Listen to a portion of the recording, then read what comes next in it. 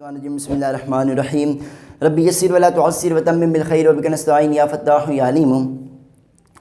پچھلے سبق کے اندر ہم نے قضیہ حملیہ کی 4 قسموں کے بارے میں پڑھا تھا، یعنی قضیہ مخصوصہ یا شخصیہ کے بارے میں، قضیہ تبعیہ کے بارے میں، اور قضیہ محصورہ مصورہ اور قضیہ مہملہ کے بارے میں ہم نے کل پڑھ لیا تھا۔ قضیہ محصورہ یا مصورہ کسے کہا جاتا ہے کہ وہ قضیہ حملیہ ہے کہ جس کے اندر موضوع کلی ہو اور حکم کلی کے مفہوم پر نہ ہو بلکہ کس پر ہو؟ افراد پر ہو۔ موضوع کلی اور حکم کلی کے افراد پر ہو، اور یہ بھی بیان کیا گیا ہو کہ یہ جو حکم کلی کے افراد پر ہیں، یہ جو حکم کلی کے افراد پر ہے، یہ کلی کے تمام افراد پر ہے یا بعض افراد پر ہے، تو اسے کیا کہا جاتا ہے؟ قضیہ محصورہ یا مصورہ کہا جاتا ہے۔ تو یہ جو قضیہ محصورہ یا مصورہ کے اندر یہ کل یا بعض کے لفظ آتے تھے، میں نے کہا تھا انہیں کیا کہا جاتا ہے؟ سور کہا جاتا ہے، اور یہ سور البلد سے کیا ہے؟ ماخوذ ہے، سور البلد سے ماخوذ ہے۔ سور البلد کیسے کہتے ہیں کہ پرانے زمانے کے اندر، قدیم زمانے کے اندر جو ایک بڑا قبیلہ یا ایک بڑا شہر ہوتا تھا، وہ کیا کرتا تھا کہ اپنے پورے شہر کے ارد گرد ایک بڑی سی دیوار حائل کر دیتا تھا، بڑی سی دیوار بنا دیتا تھا، اسے سور کہا جاتا تھا۔ وہ کیا کرتی تھی کہ پورے شہر کی حد بندی کر دیتی تھی۔ تو جس طرح وہ دیوار پورے شہر کی حد بندی کر دیتی تھی، اس طرح یہ جو کل اور بعض کے لفظ ہیں، یہ بھی اپنے کلی کے افراد کے کیا کر دیتے ہیں؟ حد بندی کر دیتے ہیں کہ کل افراد مراد ہے یا بعض افراد مراد ہیں، انہیں کیا کہا جاتا ہے؟ سور کہا جاتا ہے۔ تو یہ جو موجبہ کلیہ، موجبہ جزیہ، سالبہ کلیہ، سالبہ جزیہ کے اندر جو کل اور بعض کے لفظ آتے ہیں، ان کو کیا کہا جاتا ہے؟ سور کہا جاتا ہے، اور ان کے الگ الگ لفظ ہیں۔ اردو کے اندر الگ ہوں گے، عربی کے اندر الگ ہوں گے۔ تو عربی کے اندر ہم انشاءاللہ تعالی ہم پڑھیں گے کہ یہ جو موجبہ کلیہ، موجبہ جزیہ، سالبہ کلیہ، سالبہ جزیہ کے یہ جو سور ہے، یہ کون سے ہیں، یہ کون سے ان کے سور ہیں، وہ انشاءاللہ تعالی ہم اب پڑھیں گے۔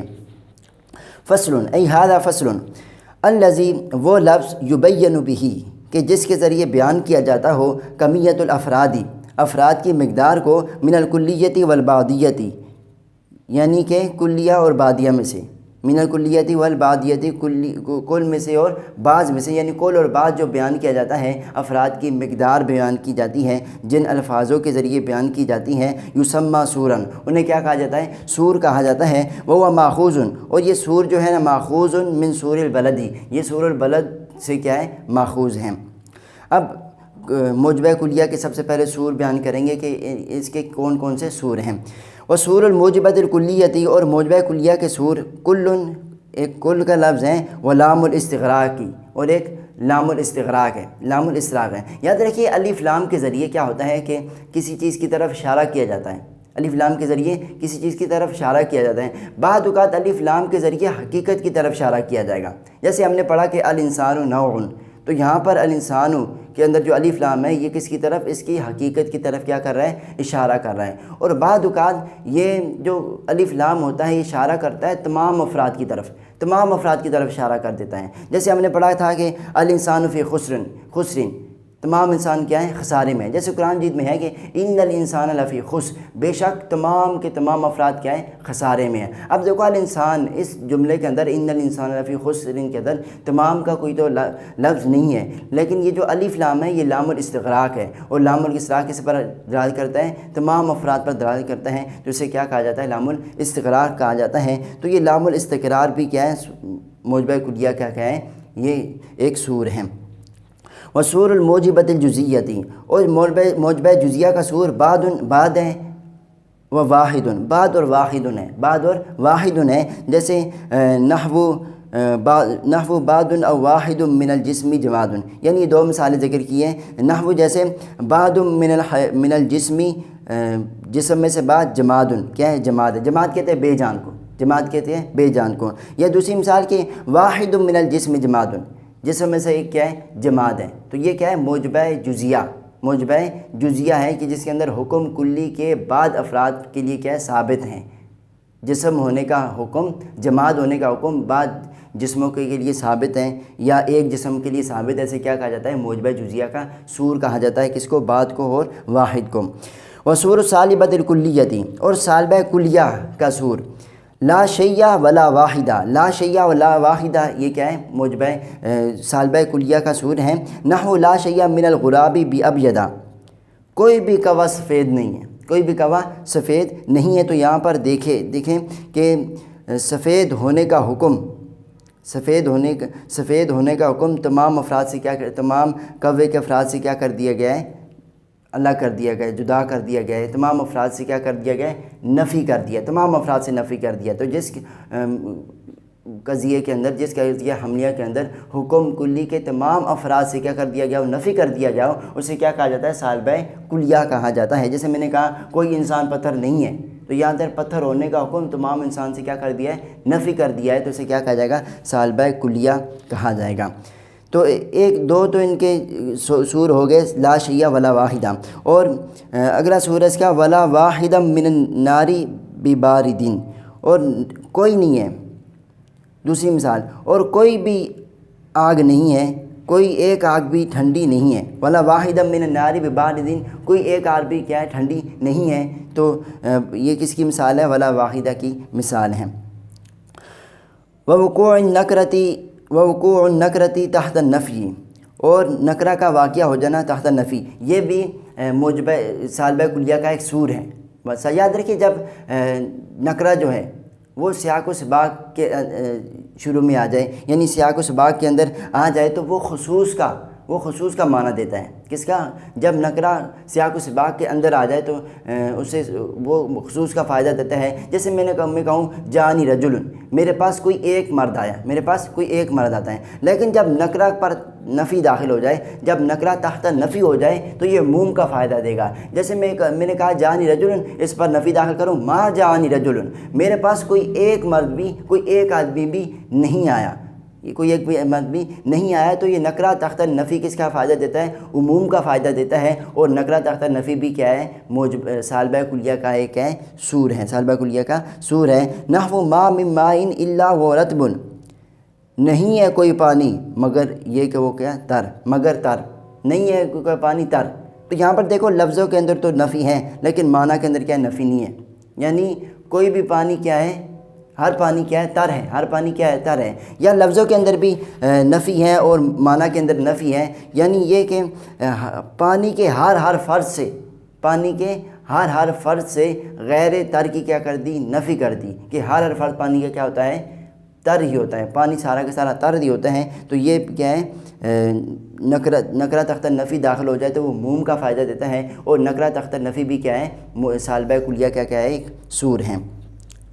وسور سالبۃ الجزیہ، اور سالبہ جزیہ کا سور لیس بعد، سالبہ جزیہ کسے کہتے ہیں؟ کہ جس کے اندر حکم کلی کے بعد افراد سے کیا کر دیا گیا ہو؟ نفی کر دیا ہوا، اسے سالبہ جزیہ کہا جاتا ہے۔ تو اس کا سور کیا ہے؟ لیس بعد، لیس بعد ہے کقولی کا، جیسے آپ کا قول لیس بعد الحیوان بحمار، نہیں ہے بعد حیوان کیا ہے؟ حمار۔ تو دیکھو یہاں پر بعد حیوان سے حمار ہونے کی کیا کر دی گئی ہے؟ نفی کر دی ہے، بعد حیوان سے حمار ہونے کی نفی کر دی گئی ہے، تو اسے کیا کہا جائے گا؟ سالبہ جزیہ کہا جائے گا۔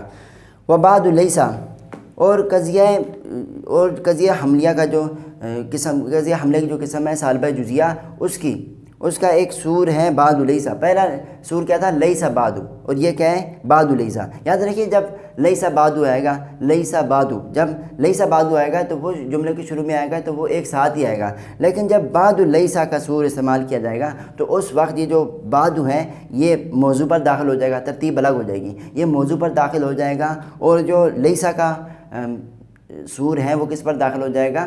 محمول پر داخل ہوگا۔ جیسے کما تقول، جیسے آپ کہتے ہیں بعد الفواکہ لیس بحلوین، بحلوین، یہاں پر بحلوین لکھا ہوا ہے، یہ بحلوین ہونا چاہیے، یہ بحلوین ہے۔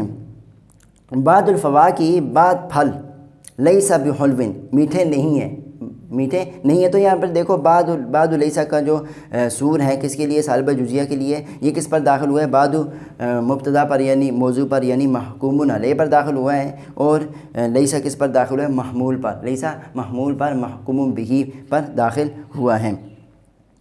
علم ان فی کل لسان سور، اب یہاں سے بتا رہے ہیں کہ جان لو کہ ہر زبان کے اندر کیا تو سور ہوتے ہیں۔ یہ تو عربی زبان کے اندر ہم نے بیان کیے، اس طرح اردو کے اندر میں نے جو بیان کی، جیسے میں نے کہا ہر انسان جاندار ہے، بعض انسان جاندار ہیں، کوئی انسان پتھر نہیں ہے، بعض انسان جاندار نہیں ہے، تو یہ کس کے اندر ہے؟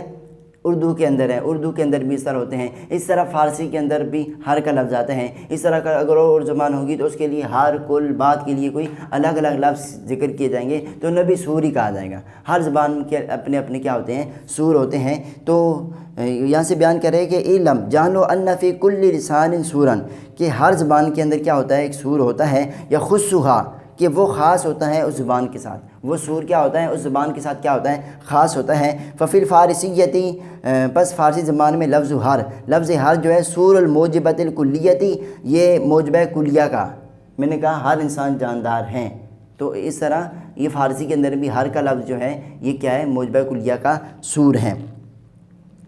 کہ قول شاعری بیت، جیسے کہ شاعر کا قول ہے، بیت کہتے ہیں، شعر کو ہی کہتے ہیں۔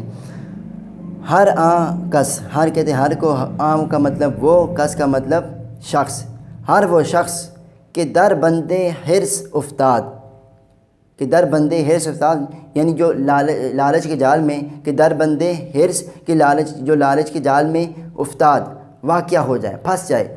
ہر وہ شخص جو لالچ کے جال میں واقع ہو جائے، پھنس جائے۔ دہد خرمن زندگانی بباد، دہد یعنی دے دیتا ہے، خرمن کہتے ہیں ڈیر کو، جیسے گندم کا ڈیر ہوتا ہے، اس کے بعد گندم کا ڈیر ہوتا ہے، یا یوں کہہ لیں کہ فصل کا معنی کر لیں، یا ڈیری کا معنی کر لیں۔ دہد دے دیتا ہے، خرمن زندگانی اپنی زندگی کا ڈیر، اپنی زندگی کی فصل، اپنی زندگی کا فصل کا سارا ڈیر کیا ہوتا ہے، دے دیتا ہے بباد ہوا کو دیتا ہے۔ یعنی جو لالچ کرتا ہے تو وہ اپنی زندگی کی جتنی کمائی، جتنی جمع پونجی ہوتی ہے، وہ ساری کی ساری کیا کرتا ہے، برباد کر دیتا ہے، جو کہ کس میں پڑ جاتا ہے، لالچ میں پڑ جاتا ہے۔ تو ہر کس کے در بندے خرص افتاد، ہر وہ شخص جو لالچ کے جال میں واقع ہو جاتا ہے، پھنس جاتا ہے۔ دہد خرمن زندگانی بباد، تو دے دیتا ہے اپنی زندگی کی فصل کو، اپنی زندگی کے ڈیر کو ہوا کو دے دیتا ہے۔ تو یہ بھی کیا ہے، ایک صرف ہر کے سور کی طرف کیا کیا ہے، بیت شاعر نے کیا کیا ہے، اشارہ کیا ہے کہ فارسی کے اندر کیا ہوتا ہے، ہر کا لفظ کیا ہوتا ہے، وہ بھی سور کے طور پر استعمال ہوتا ہے۔ تو یہ موجبہ کلیہ، موجبہ جزیہ، سالبہ کلیہ، سالبہ جزیہ، یہ جو قضیہ حملیہ کی قسم ہے، ان کے الگ الگ سور ہوتے ہیں، وہ ہم نے کیا کر لیے، بیان کر لی ہے۔ السلام علیکم ورحمۃ اللہ وبرکاتہ۔